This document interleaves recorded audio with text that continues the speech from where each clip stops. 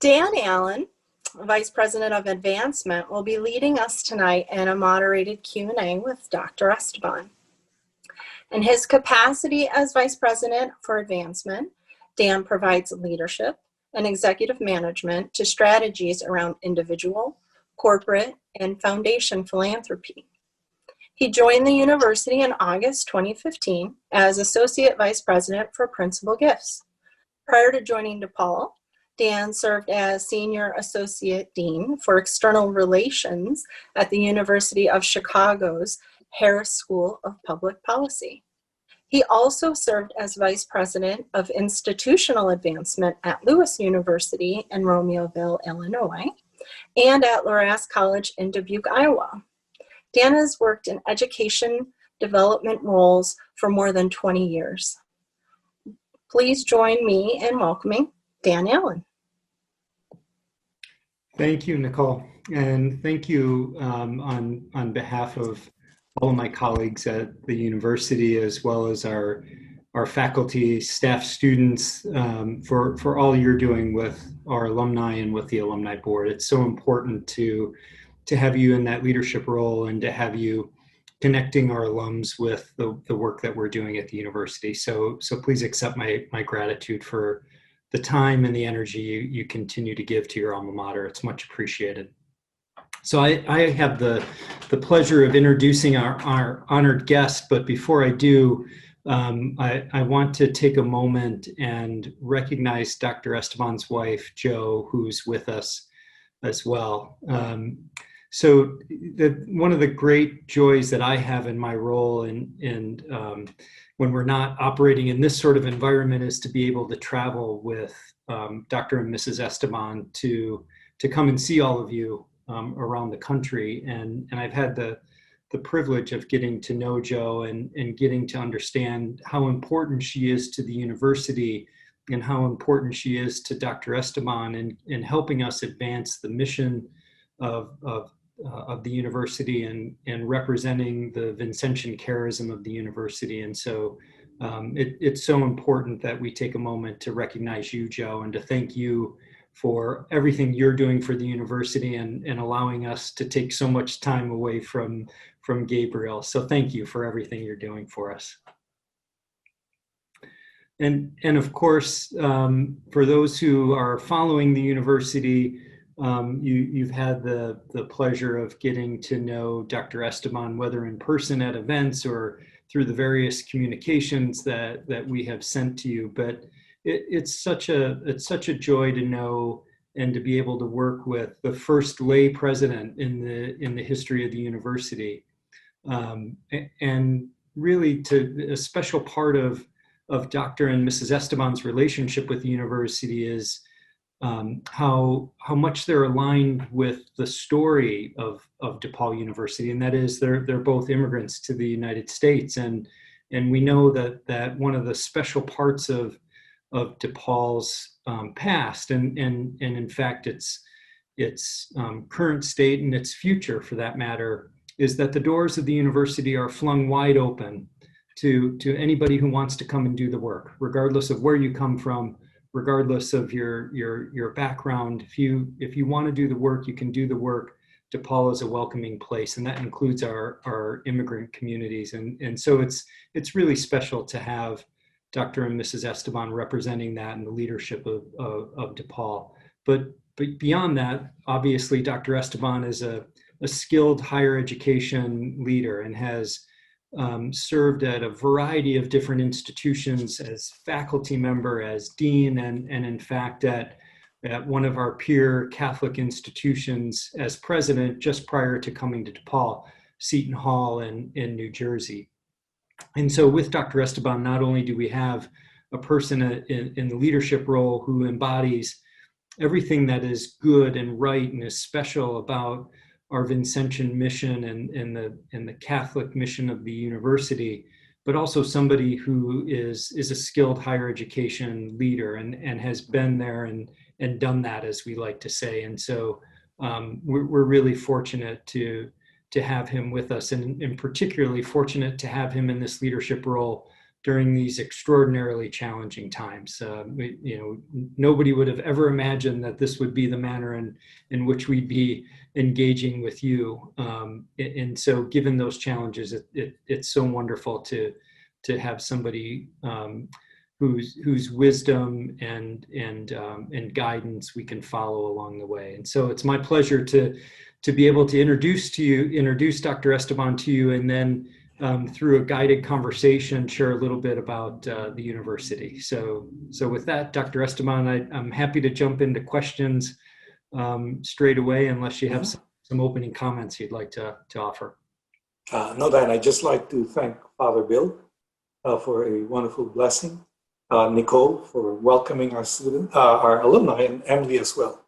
But let's go ahead and get started, because I'm eager to start answering questions. All right, here we are. Let's jump into it in this remote environment. So let's begin by having you, and as we know, we have some students who are joining us, we have alumni who are joining us, we have parents, in fact, which is really terrific to have our current parents with us this evening. So share with them where things are at this fall, and how you found the process of getting the university back open and on its feet for the fall. So paint a little picture for us about the fall at DePaul.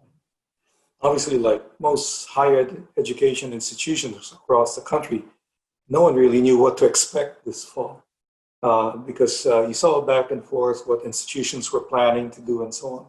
We made our decision a full month, about a month before we officially opened for business. And when we made the decision to go online, primarily online, we have about 2% of our classes in person, and that was based on pedagogy more than anything else. We took into consideration one of our guiding principles, which is the safety of our university community. And when we talk about university community, it's not just our students, faculty, and staff, but also the communities in which they reside. And because we know we have quite a few students who commute, faculty, staff as well. So we took that into consideration. And I know in a lot of institutions, including DePaul, you always have to keep at the back of your mind what are the financial implications. But since we knew what our priorities were, we made that decision. Well, fall has come and gone almost. Okay, we're well into our quarter, so to speak. And I was just looking at data across the country today on where fall enrollment stood. And overall, across the country, the drop is roughly about 4%, if I recall. And freshmen is even more dire. One of the things that struck me is, as we were going through the pandemic in the spring, even before that, we had started to galvanize our resources, meaning we started to meet. You were involved in some of the meetings. Enrollment management, admissions, recruitment, retention of students, and so on. So we started to plan for the fall, while we had another large group planning on the transition from the winter to spring quarter, where we made the move from in-person to online within a matter of days. So we had sufficient depth at the senior leadership level to allow us that luxury of looking forward already.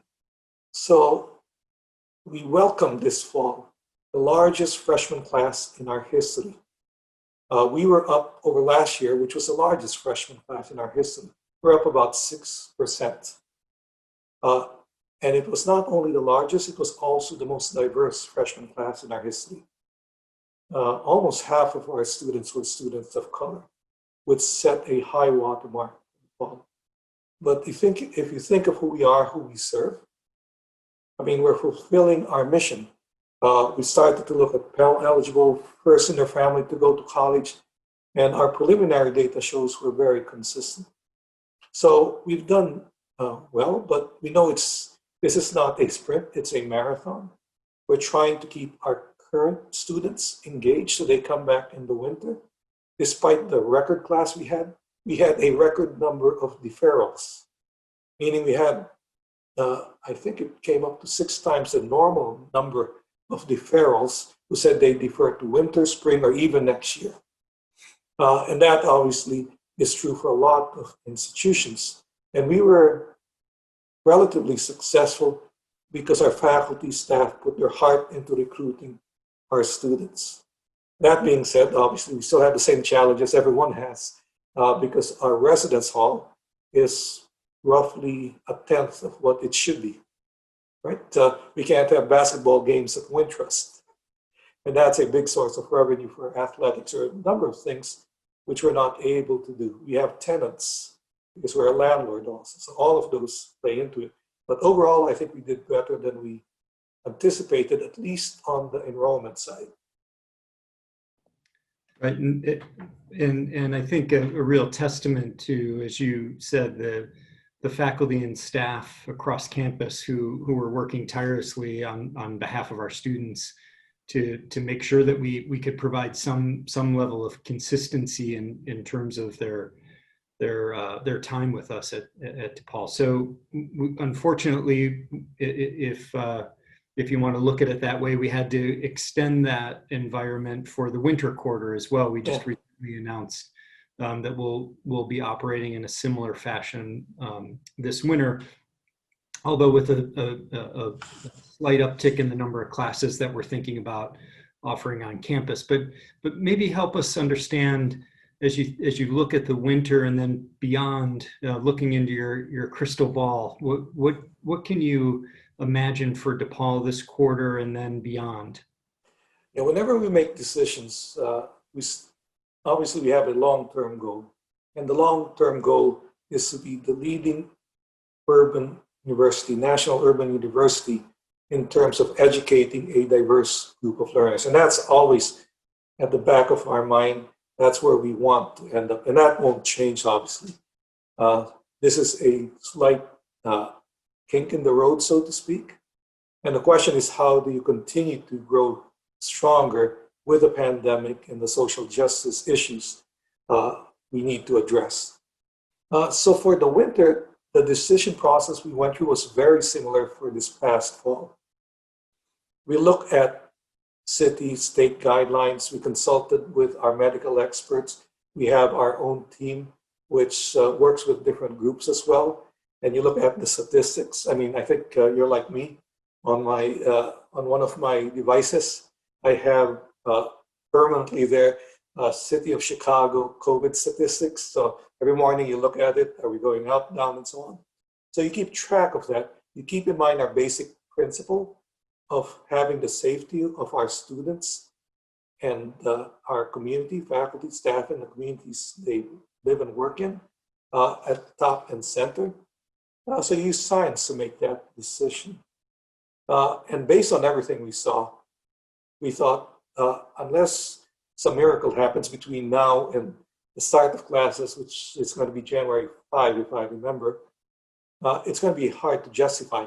Now, we did want to move a little more in person, primarily for pedagogical reasons.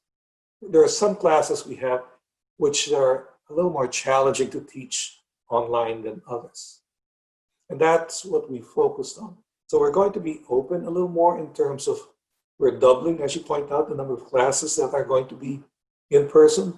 We also expect to expand our capacity in terms of our residence halls, and keeping in mind that we have about 200 students in our residence halls.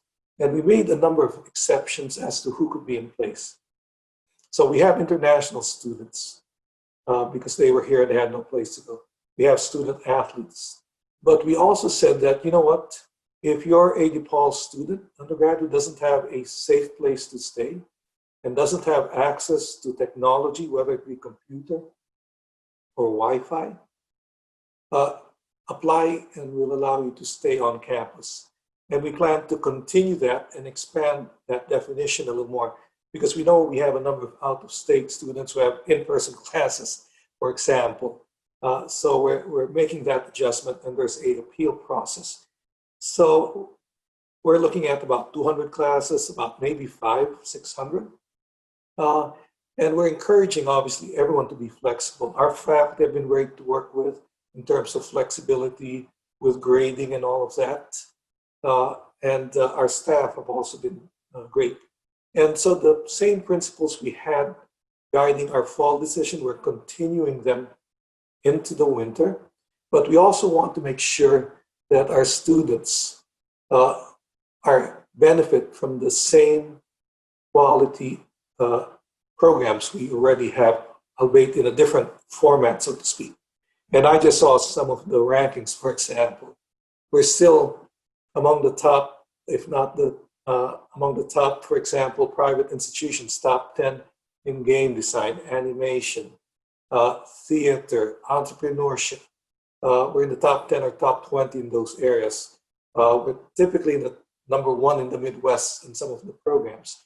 So students still have access to the same faculty. And our faculty have come up with really innovative ways to enhance the online or virtual experience. I know one of our faculty, I was told, in CDM, sent out the VR kits to their students.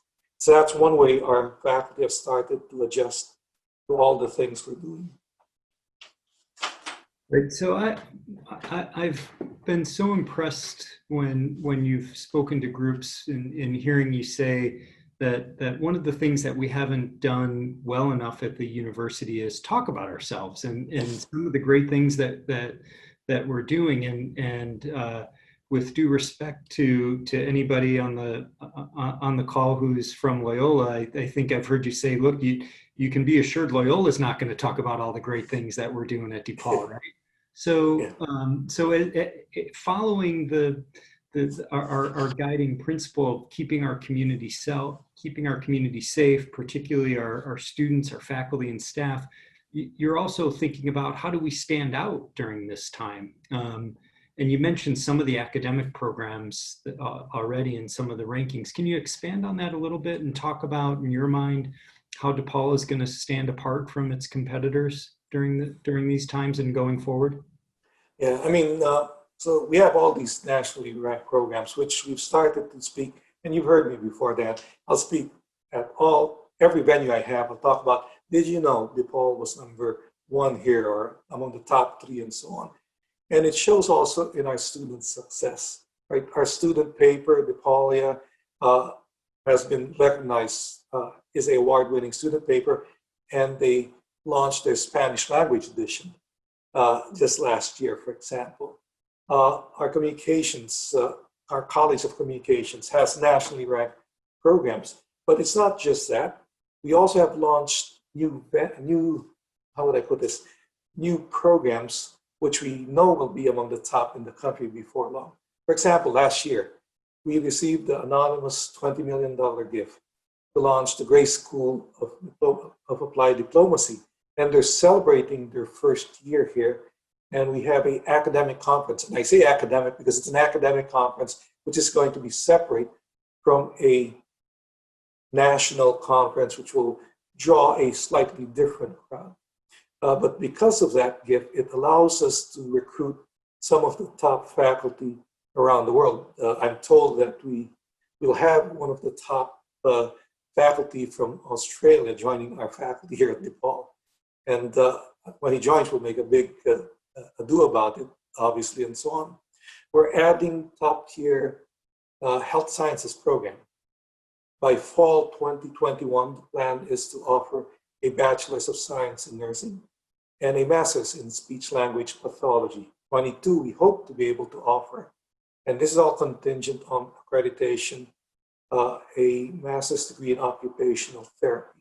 Those are obviously all contingent on approval by accrediting bodies and process, but we're already building the space for all of this. So all of those are forthcoming. We're looking at adding more engineering programs. We have one. So it's about developing a portfolio of programs that we know will bring open different types of opportunities for the students. And we fully expect those to strengthen DePaul, our reputation, and we expect those to be among the top in their area. So we're investing in key areas. And as we move forward, you're part of this process. We're soliciting gifts to further strengthen our existing strengths in Treehouse, CDM, theater, music, you name it, arts and sciences. We have a College of Science and Health, so all over. So I want to shift a little bit and talk about what makes working at a university special, and that's the convergence of peoples from so many different backgrounds and places, and we welcome them, and they become part of our community from communities across the world, really. And in that spirit, what comes to mind is what we've been witnessing across the country, in terms of the really heartbreaking acts of racial violence that have taken place, and that played out before our very eyes, and how those impact the people within the DePaul community. And so I'd like you to talk a little bit about how the university has engaged with those topics, and has been supportive of our community in view of the social unrest and the racial violence that's happened across our country recently. Yeah, a large part of our strategic plan, which we launched in 2018, are grounded in mission, was actually a strong commitment to inclusion, a institution grounded not just in mission, but the whole essential notion of inclusion is part of who we are. And we embrace diversity as part of our DNA. And if you look at why we were founded, right? It was because you had German and Irish immigrants who happened to be Catholic and Jewish, who did not have higher education opportunities. So we already had made that commitment, but because of what happened this past summer, late spring into the summer, I think it made us realize that we had to step up our efforts in this area. So we put out a strong statement of solidarity. And we committed to doing certain things.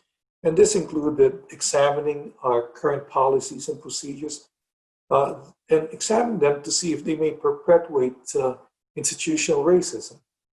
Right? Then it's just an examination saying, you know what does this mean actually? Are we excluding groups without realizing, for example, providing anti-racism training to our university community? The majority of our colleges, actually, we wanted to encourage them to provide or host anti-racism discussions. And as we speak, the majority of our colleges and schools and divisions actually have already started this process. We made a commitment to collaborate with local organizations to help address inequities. And you saw our announcement of our partnership with the Sinai Health System on a DePaul Sinai Health Inequities Institute. And that's part of who we are, right? We also made a commitment to work with our faculty members who are involved in the Inside Out program. And Professor Rivers was our first presidential fellow, and she helped draft the legislation in the state which provides civic education for incarcerated individuals to help them realize their rights as citizens. So we made a commitment to move that agenda along further. So we've made a number of commitments, the scholarship, the Emmett Till Scholarship, which we obviously intend to follow up on. And that's something which we're actively doing. We just had that meeting today in Cabinet about some of the things we're doing and some of the other things we continue to need to do. So we'll continue to prioritize and look at justice and systemic changes as we review, for example, we're going through the review of our mission statement this year.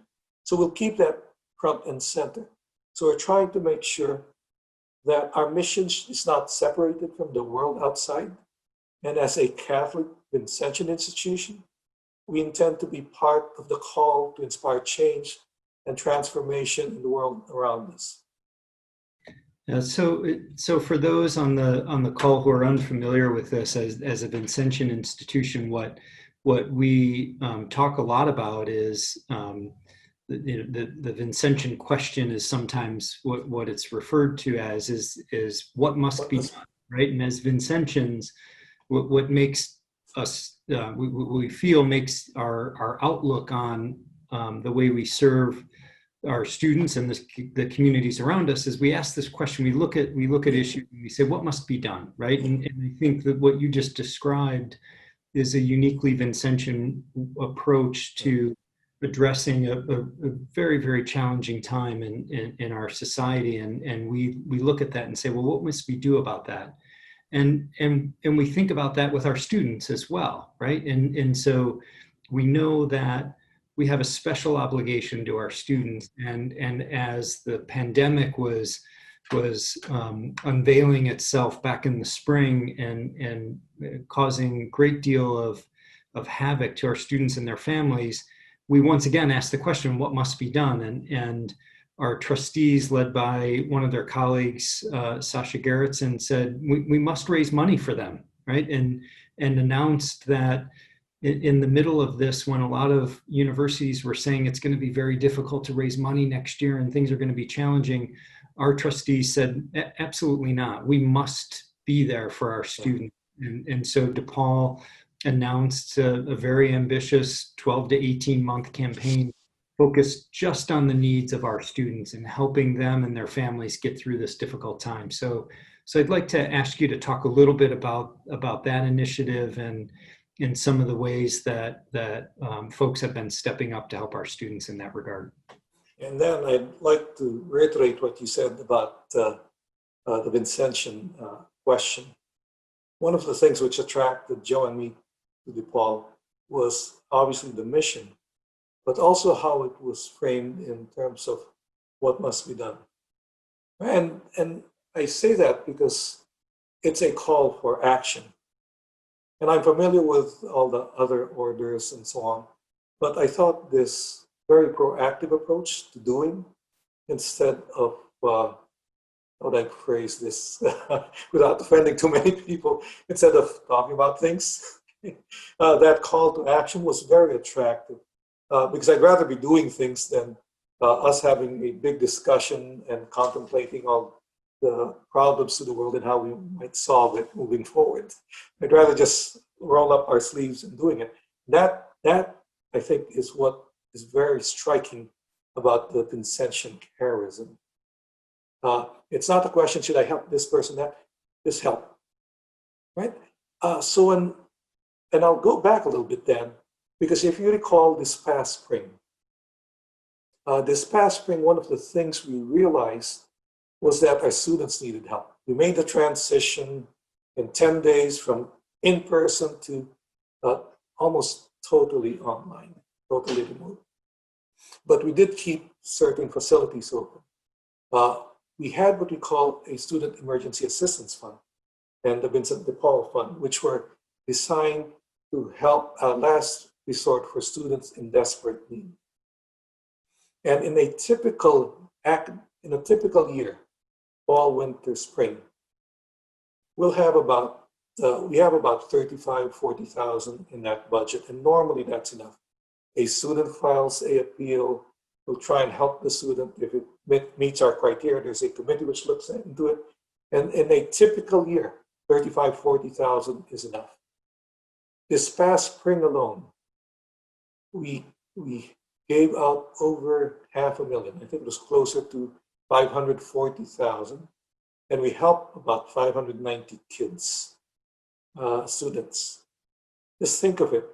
And this fund sinks, most of the requests were for rent money, food money, right? Basic utilities, paying utilities. That's where the requests were coming in. So if you remember, we launched a small campaign this past spring to raise money for it.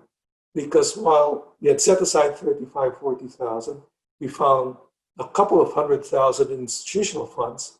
We needed more. And the DePaul community responded in a big way. Another piece was we also had a food pantry. And Joe and I would try and go on campus this past spring once a week. And we'd go straight to the food pantry and just check on items, right? And we'd be there for maybe 10, 15 minutes, sit outside the building where it's located, student center, and just sit there.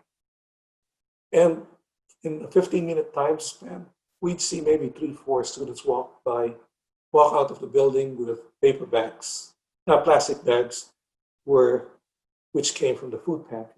So we knew it was being used. And these were basic things. But to me, what was striking was when we put out calls for these things, we saw people bringing food items, we saw people giving money and so on. So as a result of all of that, I think I'm very grateful that the board stepped up to it. And I'm very grateful that Sasha Gerritsen, who also has taught for us and is very involved, stepped up to the plate. She's vice chair of our philanthropy committee. And she said she expressed a willingness to head up this effort. And thanks to her efforts and that of the board, I was just looking at the board members, the trustees who've given just this last month. I thought, is there anyone left who hasn't given? And I think between the last few months since we launched it, I think we have 100%, close to 100% giving already from the trustees as well. And because of that largesse, where it's going to these different pillars, right? The Student Emergency Assistance Fund, you have scholarships, you have technology. And that's the other thing which struck me. We found out last spring that we had students who didn't have access to Wi-Fi. So they'd be sitting in a public place which had Wi-Fi, maybe a Starbucks, or sitting in their car outside. And we had students who didn't have a computer to access their classes. So they were doing their classes on their phone. And we thought, this is not right. So part of it is technology. We want to provide students who don't have access to the technology needed. That's why we did what we did with the residence halls. Because last spring when we were going to campus, there were always a few students at the computers because we kept a few computers open. So you'd have any given time, you'd have 3-4 students using the computers at any given time, assuming they could get to campus. And that's why that's important. And it's been such a great success, thanks to the leadership of the trustees, including our chair of philanthropies, Jessica Sarowitz, the Sasha Gerritsen, Jessica. They've been just a great team. And I'd be remiss not to thank Dan. I actually have received a few phone calls from colleague presidents asking if they could copy what we're doing. So the Now We Must campaign, I said they can copy as long as they say they copied it from DePaul, has become a big hit. And I assume I can say how much we want to raise. The goal is to raise $60 million. And last year was a record year for us, despite all misgivings. It was our second highest in our history. We raised $60.2 million. That's the second highest in our history. And as of September 30, I assume I can say this because we're announcing it already. We've raised, I'll just put it in round numbers, well over 40 million towards the 60 million goal. And we're only a fourth of the way through the year.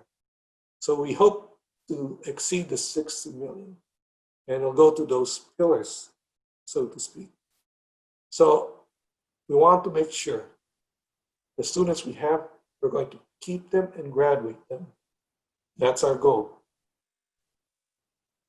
Yeah, I couldn't agree with you more, Gabe, in terms of the trustees stepping forward and recognizing that now is the time not to retreat, right? That our students needed us more than ever. And it was a time for us to step forward. And in fact, if we weren't going to be successful, it wasn't going to be because we didn't try. And so the response from trustees, as well as our alumni and parents and foundations and so many in the community who have recognized that now is a time to invest in the future of our country and these students and have responded so generously is really, it's heartwarming and makes DePaul a special place.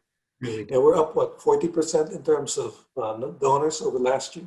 Yeah, more donors than ever, more donors giving at record levels and more money that's being contributed. And this, don't want to suggest that this is a fundraising session, but it speaks to the type of institution that DePaul is, that the folks who are involved with it recognize that now is a time, if they're able to share a little bit more to make sure our students stay on track. So so thank you for sharing that. I appreciate it. And I think now, Emily, those are the formal questions that I had for Dr. Esteban. I'm sure there are a number of questions from our guests. I just want to add one thing, Dan. Yeah. Because they might want to know how they can help. How can alumni, parents, and students help moving forward? Right. So I want to make a plug for a few things. If you have the ability, hire a DePaul student as an intern. Right. I always make that plug wherever we go, Dan. Hire a DePaul student as an intern. That will go a long way towards helping them secure their future. Or you can reach out to our Career Center and offer to serve as a mentor. I am where I am today because I benefited from mentors throughout my career who kept me from making really stupid mistakes. But you always have that one person who says, "Do you really want to do that?" So it helps to have a mentor. And the other way, I challenged the university community in a podcast. I think it was a podcast or a event we had, maybe with Mission and Ministry. And I said, you know what? One thing we can do as a Vincentian community, because St. Vincent de Paul was a patron saint of charity. And in the spirit of caring for one another, I asked every member of the university community to commit to doing one act of charity or kindness a week for the next 10 weeks. One act of kindness or charity. And we did it at one time for our virtual Vincentian Service Day last May. And an act of kindness or charity might just be something as simple as, if you have an elderly neighbor, offer to buy groceries for them so they don't have to go out. And I live in an apartment. John and I live in an apartment building. And early on in the pandemic, someone circulated an email saying, I'd be willing to go out if you need something from one of the local supermarkets. I'll go out for you. Just tell me what you want and I'll purchase it and I'll drop it off. That's an act of kindness. You can do write-ins too. Pick your charity, right? So it doesn't have to be financial, but just that one act of charity in honor of St. Vincent de Paul and DePaul University. So I challenge also to everyone who's here to try and do that as well. Yeah, thank you for that reminder. And so many ways that folks can get involved beyond the financial participation. So thank you for reminding us of that. And sorry to ask you to jump in earlier than I should have, Emily. It is all great. Thank you, Dr. Esteban, for sharing those important points as well. So we do have some questions here from the Q&A. And again, to everybody joining us tonight, if you'd like to contribute your own question, feel free to do so in the Q&A. But to get us started off, this question is for you, Dr. Esteban. So reflecting on your time at DePaul, what successes are you most proud of, and what opportunities and things would you like to continue to build upon? Interesting question that I'm most proud of. Actually, I'd start off that we were able to build a shared vision of what the future might look like with our strategic plan. So that's typically the first thing you want to do. Work with the university community to build a shared vision about what the future might look like. And the most thing I'm proud of is being able to continue the tradition of some great Vincentian leaders I followed in the past in terms of being able to serve the students we serve. When I look at who we serve now versus who we served 10, 20 years ago, I'd say that I'm proud of the fact that we haven't strayed from our mission of serving the marginalized among us. yet providing a world-class education to anyone who think they could benefit from a values-driven education.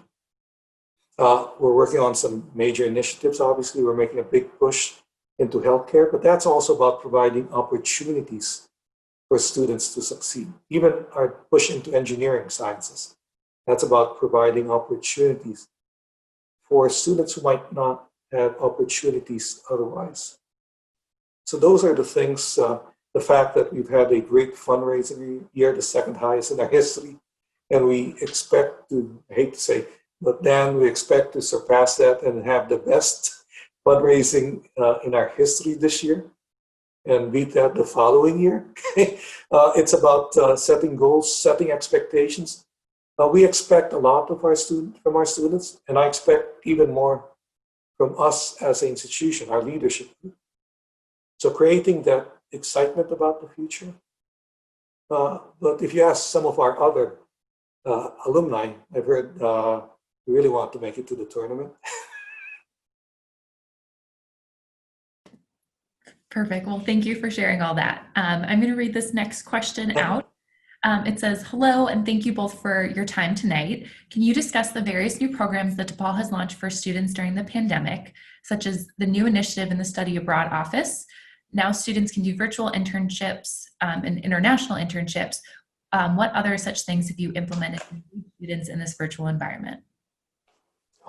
There have been a ton. There have been like 164 events that I know of in student services, the DEN. So if you want to know what's going on with our students, go to the Digital Engagement Network it's for all students. They've done everything from painting classes, which I missed out on. And I had a long talk with Gene Zarsky, our VP Student Services, as to why he didn't remind me. To doing yoga, we have virtual runs, you name it, we've had it.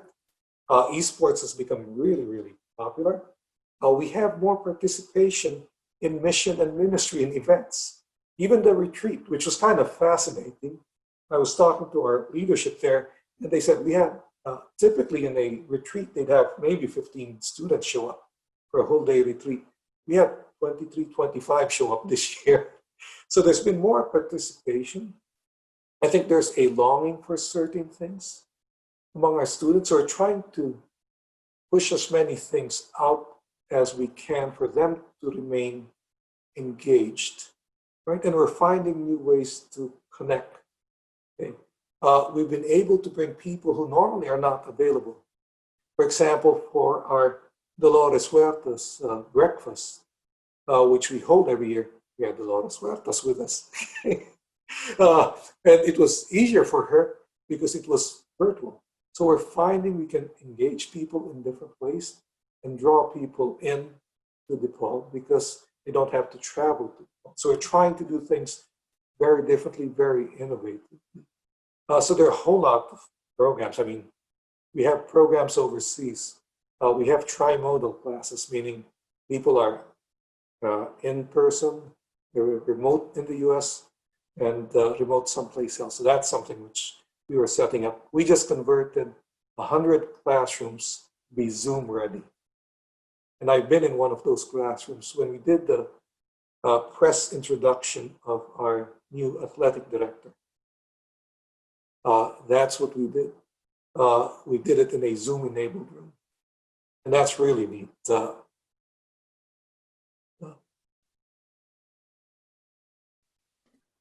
Great. For the next question, can you talk a little bit about how we're supporting international students? One of the things, under one of the executive orders, if the student was going to be entirely online, then they couldn't stay in the country. That's my interpretation, at least, especially if you're out of the country. So we do have classes specifically for international students, which are in person, they're meeting in person. We also have made accommodations for them on campus as well. We have a number of international students who decided to just stay overseas, and they're taking classes entirely online. We also have a special program for international students in the event they're not able to get their visa, because that's the other thing which is unknown at this time. whether or not in the future they're going to be able to get their visa. So there are a number of things which we put in place in recognition of that, and I'm very conscious about that as a former international student myself. And our associate provost who's in charge of that is also a former international student. So we made sure that we made those types of accommodations.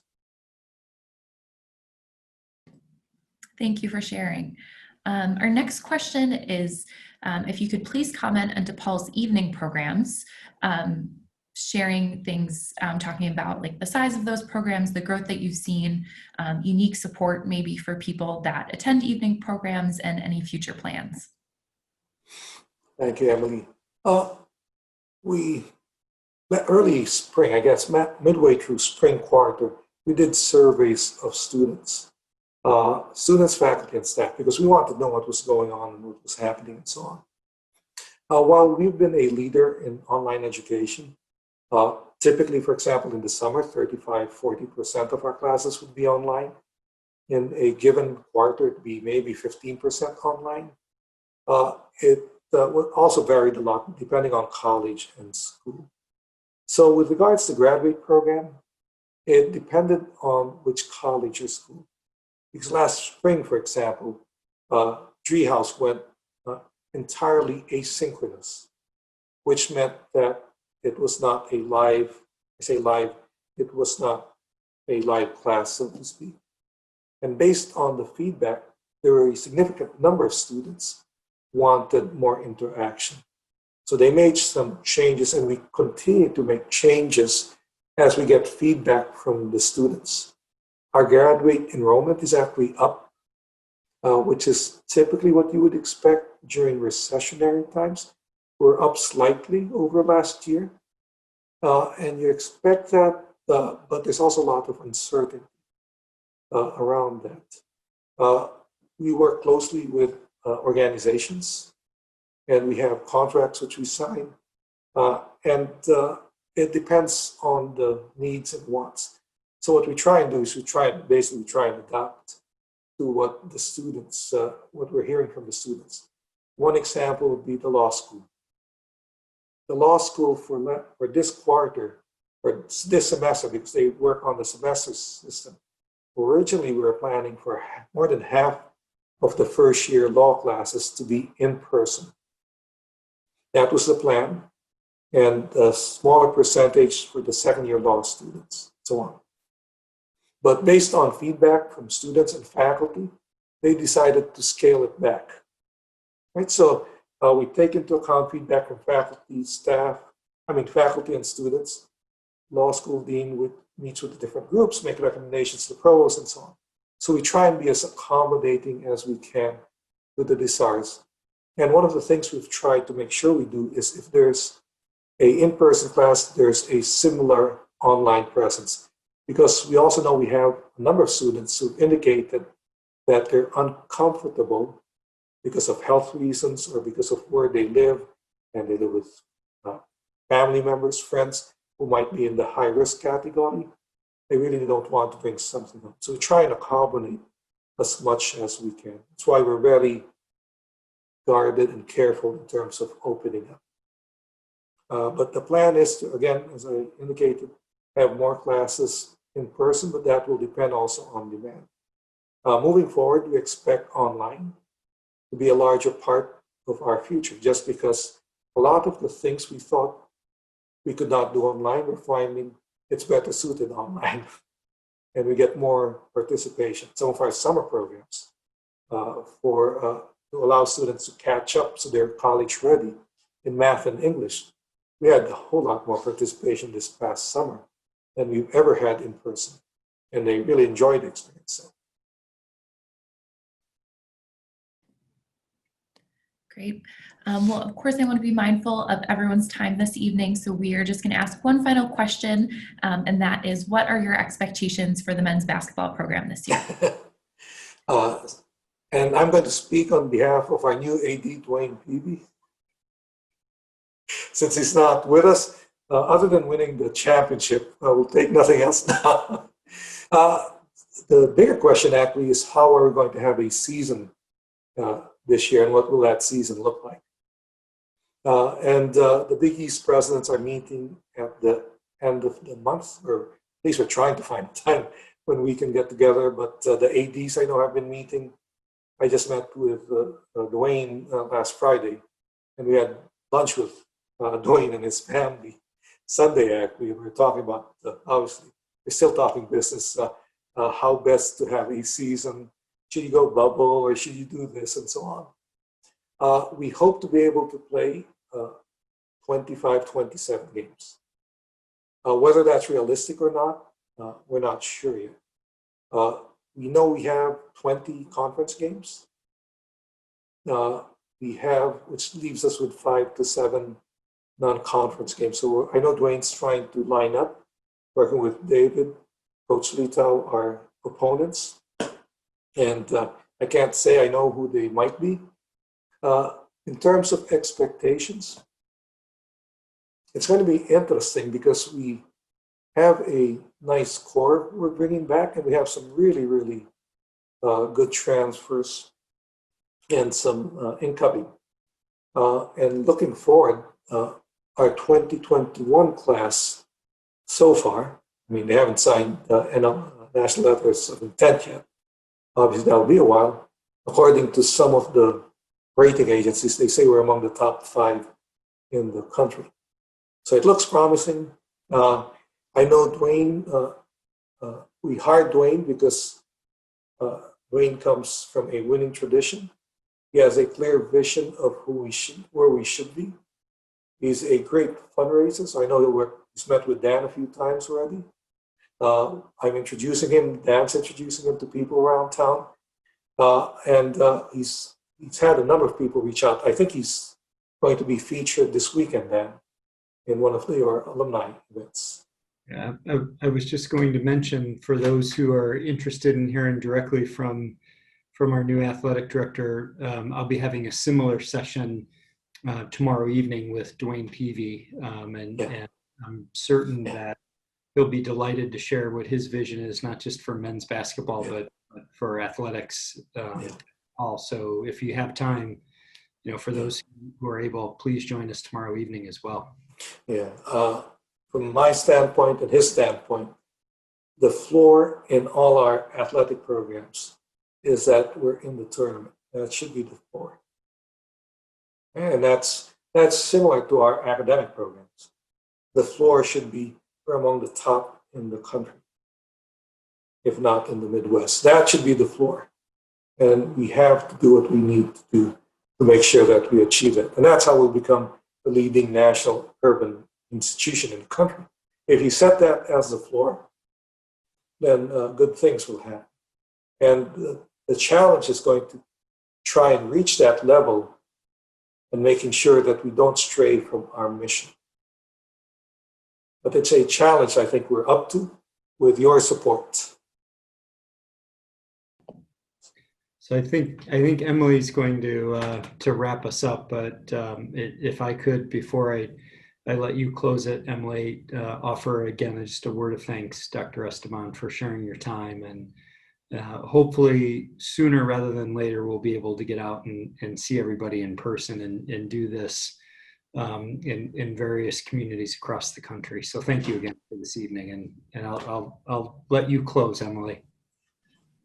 Absolutely. Well, thank you, Dr. Esteban, and of course, thank you, Dan, as well, for joining us this evening. And of course, thank you to Father Bill and Nicole Gouffre, who all joined us. And of course, to everybody who joined us from their homes, and all of our alumni and parents and students who are on the call. Thank you all for being here to kick off our Alumni and Family Weekend. So I hope we'll see some of you at some of our other events this weekend.